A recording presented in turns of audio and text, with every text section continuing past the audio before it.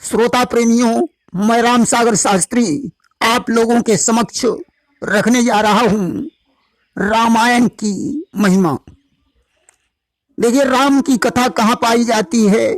रामायण में। रामायण किसे कहते हैं? राम एष वयनम बराबर रामायणम। जिसमें राम का निवास हो उसे रामायण कहते हैं। रामायणों की संख्या अनंत है। लिखा है कि 7 करोड़ रामायण भाखा।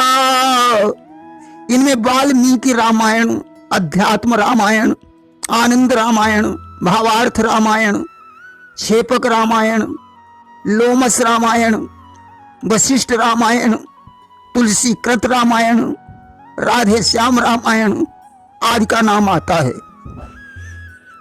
इन सभी रामायणों में श्री रामचरितमानस को सर्वश्रेष्ठ माना जाता है।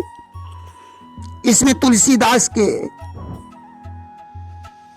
काव्य से निम्नलिखित प्रश्नों के उत्तर मिल जाते हैं। जैसे रामायण कहाँ पाई जाती है? इस श्लोक में, क्योंकि रामचरितमानस में श्लोक भी हैं। रामायण में कौन है? 2 हैं, वक्ता और श्रोता, अर्थात भगवान शंकर और भवानी। यानी रामायण में दोहे भी हैं। सोरठा का मतलब है सो रट, उसे रटो। कैसे रटो? छंद की तरह, क्योंकि रामायण में छंद भी हैं। रटने पर क्या मिलेगा? 4 पाई, 4 चीजें प्राप्त होंगी, धर्म, अर्थ, काम और मोक्ष। यानी रामायण में चौपाई भी हैं। कहा जाता है रामायण की सबसे पहले रचना भगवान शंकर ने की थी। उनकी रामायण में 1 लाख श्लोक थे। एक बार देव, गंधर्व, मनुष्य रामायण को मांगने आए। भगवान शंकर ने उसे अक्षरों के हिसाब से बांट दिया। बांटने पर 2 अक्षर शेष रह गए, रा और मां। भगवान शंकर ने उन्हें अपने कंठ में धारण कर लिया। देखिए, श्री रामचरितमानस की उत्पत्ति भगवान शंकर के मन से हुई है कि रचि महेश निज मानस राखा, पाई सुसमहु शिवासन भाखा। जिसे सुंदर समय देखकर उन्होंने पार्वती जी को सुनाया। अब प्रश्न आता है कि श्री रामचरितमानस का पहला श्रोता कौन है?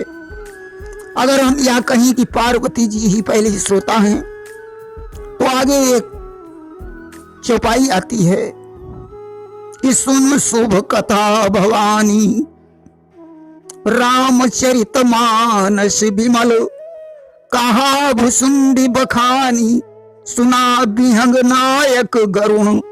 भगवान शंकर ने कहा, हे भवानी, श्री रामचरितमानस की उस शुभ कथा को सुनो जिसे कागभूषुंड ने सुनाया था और पक्षीराज गरुण ने सुना था। यहां सिद्ध होता है कि पार्वती जी से पहले गरुण जी कागभूषुंड से इस कथा को सुन चुके थे। लिखा भी है कि शंभु कीन्ह या चरित सुहावा, और बहुरी कृपा करियो मैं ही सुनावा। बहुरी यानी इसके बाद उन्होंने उमा को सुनाया। और सोई शिव काग भुसुंडी दीना, और राम भगत अधिकारी चीना।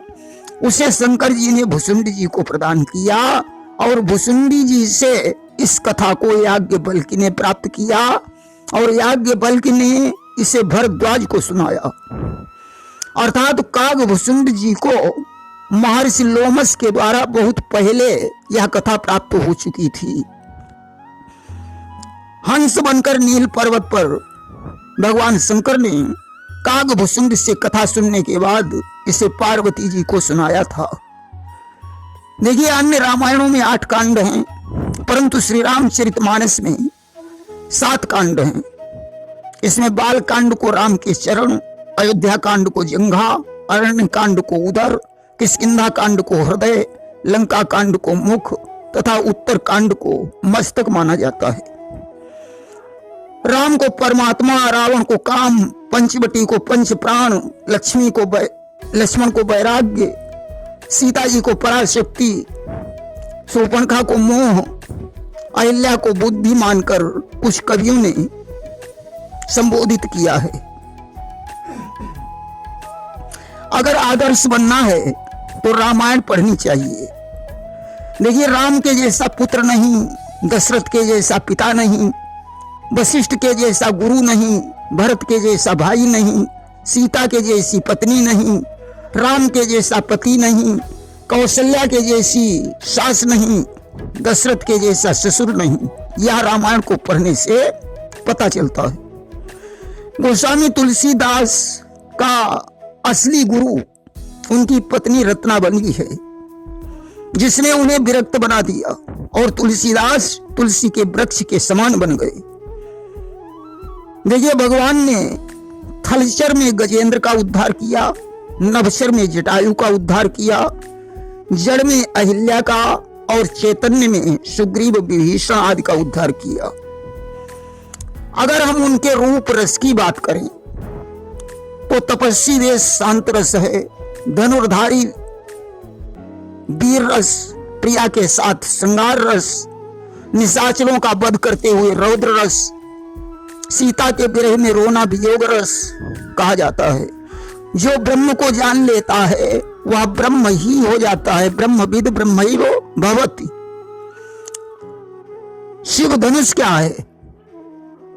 प्रणवो ही धनु, ओंकार या ज्ञान ही धनुष है। गुरु क्या है? गु माने अंधकार, रू माने प्रकाश। जो अंधकार से प्रकाश दिखा दे वही गुरु है। विद्या क्या है? ईश्वर की सर्वज्ञता ही विद्या है। मूक क्या है? मूक 3 प्रकार के होते हैं, वचन मूक, अज्ञान मूक और धर्म मूक। कुमार किसे कहते हैं? कु माने पृथ्वी, मार माने कामदेव। जो पृथ्वी का कामदेव है उसे कुमार कहते हैं। सत्यव्रती किसे कहते हैं? जिसे सत्य के प्रति निष्ठा हो। शिव का अर्थ है कल्याण, शंकर का अर्थ है समकरोतीति सह शंकरा। जो कल्याण करता है उसे शंकर कहते हैं। आशुतोष का अर्थ है आसमानी शीघ्र, तोष माने प्रसन्न होने वाले। जो अति शीघ्र प्रसन्न हो जाए उन्हें आशुतोष कहते हैं। भाव किसे कहते हैं? स्तंभ, पसीना आना, रोंगटे खड़े होना, कांपना, विवर्ण आंसू निकलना, प्रलाप करना, ये सब भाव हैं। सयाना किसे कहा जाता है? जवानी में जो अपने मन को बस में कर ले वही सयाना है। दुर्वासना ही दुर्वासा है। अम्बरीश यानी अंबर ईश, चारों तरफ जिसे ईश्वर दिखाई पड़े वही अम्बरीश है। दिक्पाल कितने हैं? 10। उपवास किसे कहते हैं? उप माने समीप, वास माने रहना, ईश्वर के समीप रहना ही उपवास है। नारद किसे कहते हैं? ज्ञानम ददाति इति सह नारद। जो ज्ञान देता है उसे नारद कहते हैं। स्त्री धर्म क्या है?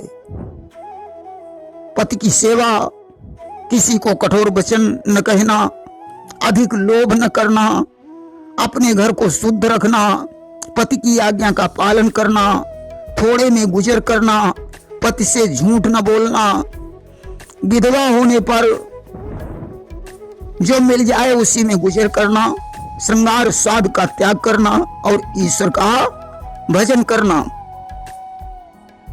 यही स्त्री की शिक्षा है। देखिए, जब विश्वामित्र राम को मांग ले गए थे उस समय उनकी अवस्था 16 वर्ष की बताई गई है। वनवास के समय राम 27 वर्ष के और सीता जी 18 वर्ष की थी।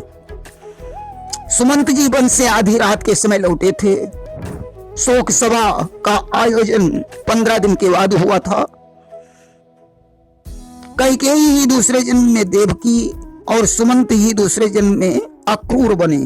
देखिए, अनसुईया ने सीता जी को नारी धर्म की बहुत शिक्षा दी थी कि एक ही धर्म एक व्रत नियमा, और काय वचन मन पति पद प्रेमा। मन वाणी कर्म से अपने पति की सेवा करना ही चाहिए।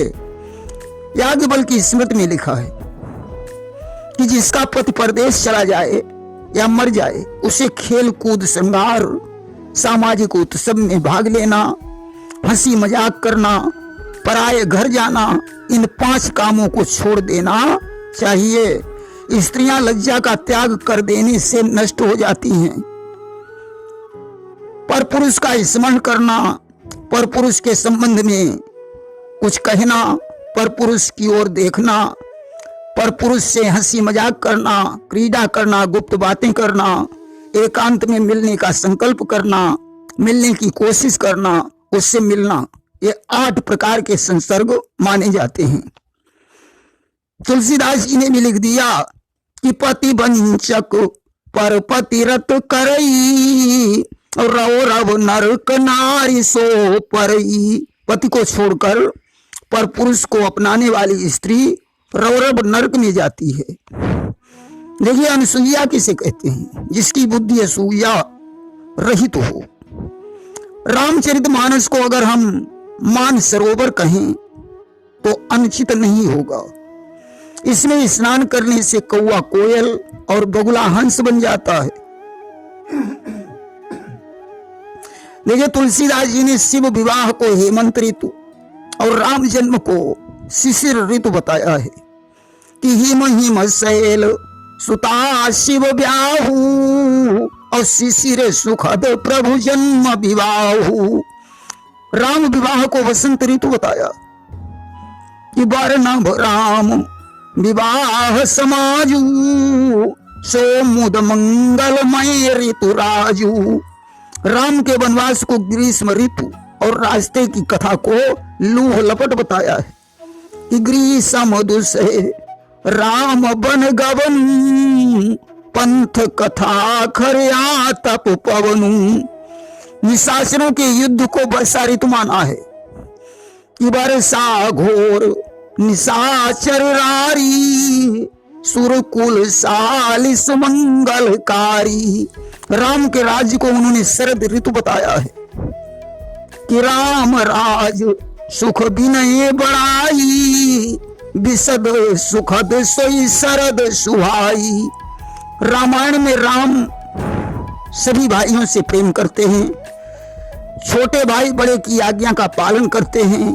दशरथ प्रजा से कहते हैं कि अगर मैं अनीति करूं तो मुझे रोक देना। सीता जी घर का काम काज अपने हाथों से करती हैं। राम और सासुओं की सेवा करती हैं। भगवान राम को वशिष्ठ जी वेद पुराण सुनाते हैं। प्रातः काल उठकर राम माता पिता और गुरु को प्रणाम करते हैं। घर घर में तुलसी के वृक्ष हैं। तोता और मैना भी पाले जाते थे। उन्हें राम राम पढ़ाया जाता था। चारों भाई माता पिता की आज्ञा का पालन करते हैं। मिलजुल कर भोजन करते हैं। आपस में सुमति थी। इस प्रकार कि रामचरित शतकोटि अपारा श्रुति शारदान बर नहीं पारा। अगर शारदा भी रामचरित्र का वर्णन करें तो भी उसका पार नहीं पा सकती हैं। देखिए, राम के परम धाम गमन की चर्चा रामायण में नहीं है, क्योंकि पार्वती जी ने शंकर जी से 2 विभाग में प्रश्न पूछे थे। प्रथम विभाग में 8 प्रश्न थे और दूसरे विभाग में 6 प्रश्न थे। इस प्रकार उनके कुल 14 प्रश्न थे, जिसमें राजगद्दी तक 8 प्रश्नों के उत्तर पूरे हो गए। दूसरे विभाग में भगवत तत्व, भक्ति, ज्ञान, विज्ञान, वैराग्य आदि 5 प्रश्न थे। छठा प्रश्न बहुरी शब्द लगाकर किया था कि बहुरी कहु करुणायतन कीन जो अचरज राम प्रजा सहित रघुवंश मणि किम गमने निज धाम। यानी राम ने क्या आश्चर्यजनक काम किए और वे प्रजा के सहित कैसे परम धाम को गए। जिनमें ऊपर के 8 प्रश्न भगवान की लीला से जुड़े हैं और पार्वती जी को श्री राम के स्वरूप का बोध भी हो गया, तो उन्होंने दूसरे विभाग को खारिज कर दिया कि प्रथम जो मैं पूछा सोई कहूं और जो मुँह पर प्रसन्न प्रभु आऊ। मैं दूसरे विभाग को नहीं सुनना चाहती हूँ। भगवान शंकर ने कहा, मैं तुम्हारे सारे प्रश्नों का उत्तर दे चुका हूँ। परम धाम के विषय में लिखा है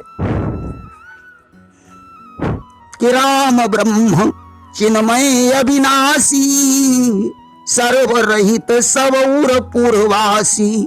राम तो ब्रह्म है, अविनाशी है, वे हर जगह रहते हैं, सबके हृदय में रहते हैं। ऐसे प्रभु के आने जाने के विषय में प्रश्न ही नहीं रह जाता है। यहाँ सिद्ध यही होता है कि पार्वती जी ने इस प्रश्न को वापस ले लिया था।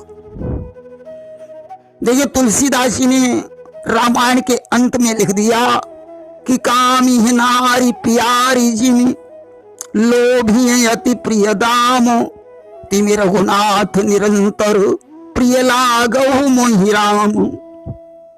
इस दोहे के माध्यम से मानो उन्होंने अपने पुराने इतिहास पर प्रकाश डाला हो, क्योंकि वे अपनी पत्नी रत्नावली को बहुत चाहते थे और उसी की फटकार से विरक्त बने थे, इसलिए ऐसा लिखा है। प्रेम से बोलिए वृंदावन बिहारी लाल की जय।